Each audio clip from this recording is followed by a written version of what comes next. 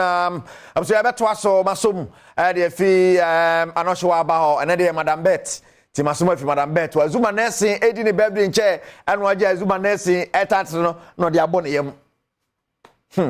mama sha say fa fi Cristiano Ronaldo now Cristiano odu ba bia ne din kwan na oje yeah the same masi mi krom be pon no zan ne miti do eni kejwani so omo star tie ne omo family for me kan be pon for him omo smile yes but star number 1 me nkwan mi ni na chese Ronaldo so odu krom a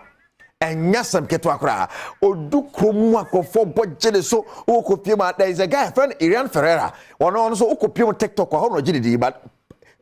power ashe training na say e wo enter Miami na wiase de na maka che on start ne mugu ahodo training no ne fellow teammate ye no teammate ni na jai no mo hwe chairman sister abafie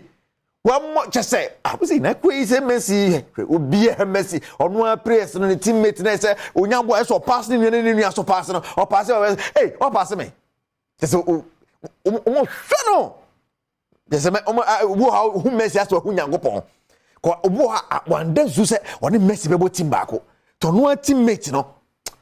halalala so say yes this is the man and also you nice for you training ya ma is that long kwa Messi we ya luche obi yes or gini di training ground so pa na dia tie be omo hwe say bi o cheno be making a debut but omo so mo for so ma dem won the first game ono a firi wa na widiem I say bia fine to be so boboro a no mo jana wana boboro no that is the man Lionel Andres Messi now ye gusto ka training sem no Matthew Kovacic say wo come Man City o now come Man City no ne pe Guardiola din ko ye started training as they pe betche bia wo so ye papa tell say dey mo awie dey mo fancha me wo fi say to no akọ preparatory school no